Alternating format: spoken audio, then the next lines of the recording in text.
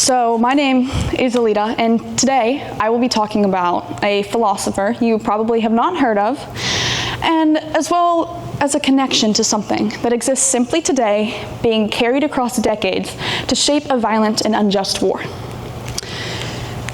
This is why the YMCA caused the Russia-Ukraine war. Our story starts with Ivan Ilyin. Ivan Ilyin was born in 1883 in Moscow during the Russian Empire's regime. He was born into a very noble family. His father was a lawyer, which inspired him at a very young age to do something within the field or the idea of law. Like any other young man longing for a sense of change, he wanted his nation to be governed by laws, have security, and be stable, so that his generation could look forwards to something. But history intervened. World War I erupted, and it was the opposite of calm. Up until World War II, World War I was the deadliest war in history. Soon, the Russian Revolution followed, the Russian monarchy fell, and the Bolsheviks rose to power. Violence and instability were the only ways that the government could now function. This triggered something in Ivan. Instead of being someone who wanted a nation now governed by laws, he became an active, violent protester and a counter-revolutionist. He went from a legal thinker to a counter-revolutionist. He despised the Bolsheviks, the whole revolution. Soon, the USSR noticed him and his ideas, and he was exiled. The reason was simple. Any ideology opposing the Bolshevik Revolution was also opposing the USSR and was therefore a threat to the USSR. So they exiled him to Berlin. Exile is something very serious, especially for someone like Ivan, who loved his country so patriotically. Ivan was furious. He began writing extensively, and this was when his ideas became a lot more extreme. He found work at an institution in Berlin called the Russian Scientific Institute. He spent most of his days there, all the time, writing. His arguments were simple. He believed that Russia was a divine entity, a spiritual entity, something that was chosen by God specifically, morally superior and unique.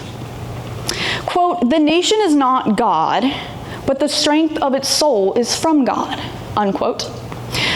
Ivan also argued that every other country was obviously struggling and so confused because they belonged to Russia, and straying from your motherland is a sin, so therefore God was punishing that country. He used the same philosophy when talking about Ukrainians. Why the quotation? Well, Ivan, in his philosophies, he only spoke of Ukrainians using quotation marks because he denied their existence outside of Russia. And to Ivan, to speak of Ukrainians was to be a mortal nemesis of Russia. Politically, Ivan argued that democracy was never going to cut it. Russia needed someone who embodied the will of the nation. So, a lot of their leaders began thinking backwards. To summarize most of his philosophies, you would have this quote: "God created the world, which is Russia." When using religion to justify something, it gives no leeway for factual evidence. It is just accepted. Hence why communist Russia exists the way it does today. But Ivan's ideas didn't matter much at the time. No one knew who he was while he was alive. He died in 1954 as just another exiled madman who wrote philosophies until he lost his mind. Today, he is still widely considered another exiled madman who wrote philosophies until he lost his mind. But his ideas didn't vanish. He recorded and published books constantly. So his ideas waited around for someone to find them. Flash forward to the late 20th century, early 21st century, the USSR has collapsed. Russia is in desperate need of identity. It lost territory, power, influence, global influence, and this was truly when many of its leaders began looking backwards instead of forwards. One day, a man was assisting Russian filmmaker Nikita Mikhalkov in the filming of a communist Russian cartoon. Mikata is the son of Sergei Mikhalkov, whom wrote the Soviet and Russian national anthem. A very proud Russian, obviously. Well, Nikita introduced this man that was helping him to the ideas and the philosophies of Ivan Ilyin. This man was none other than Vladimir Putin. Vladimir didn't just read Ivan's philosophies and his ideas, he practically married them.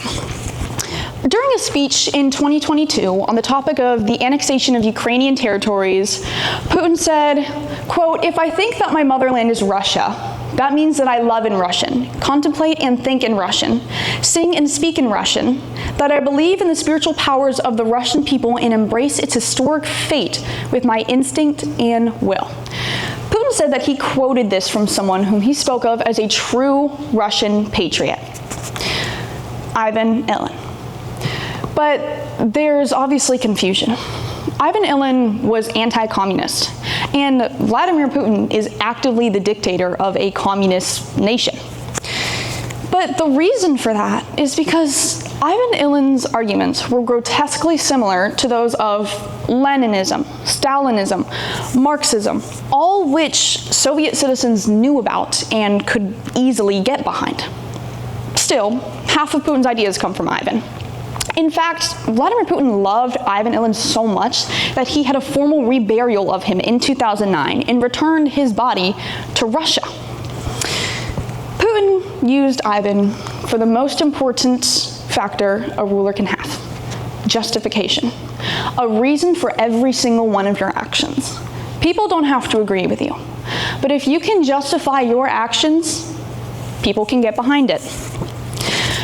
Ivan justified Putin's want to reject Western ideology, or any other ideology for that matter. Putin was able to use Ivan to justify the idea of a centralized nation and to destroy democracy. And the most important factor was that Vladimir was able to use Ivan to justify the idea that Ukraine is not its own nation and that it belongs to Russia. Let's talk about the war. The Russia-Ukraine war didn't happen overnight. It has very, very deep roots of history, NATO, post-Soviet tension. There's a lot of factors. Russia launched its full-scale invasion in 2022 of Ukraine, although there were other motives before then. And in speeches leading up to it, Putin argued that Ukraine was inherently Russian and had always been, and that was the reason that they were taking it back. Who argued the exact same thing? Ivan Ilyin. This is where ideas become more dangerous, not because they exist, but because someone in a position of power gets a hold of them. In Vladimir Putin's eyes, the war was justified, thanks to Ivan's philosophies. And the YMCA had a part in every single bit of this. Everyone's been to the YMCA. Their original name was the Young Men's Christian Association, although they informally changed their name to the Y in July of 2010. The Y was established in 1844, originally a place where young men could go to escape the effects of the Industrial Revolution. Over time, it helped fund institutions across Europe, educational and cultural institutions. But it doesn't quite end there. The specific institutions that it funded, one of them was called the Russian Scientific Institute, the institution where Ivan Ilyin worked and wrote every single one of his philosophies. What does that even mean, though? Well, it's obvious we can see now this wasn't caused by the YMCA directly. However, if we look at the connections that the YMCA had, the YMCA gave Ivan Ilyin a place to record, publish, and write every single one of the books, philosophies, and ideas he had. With the support of the YMCA, that support being a job that paid him so he could buy food and buy a house, he could write. His first priority wasn't food, it was writing, Because he had food, because he had a job given to him by the YMCA. If the YMCA hadn't funded that institution, maybe Ivan wouldn't have written all of his philosophies. Maybe they would have never reached Sergei, which then reached Nikita, which then reached Vladimir.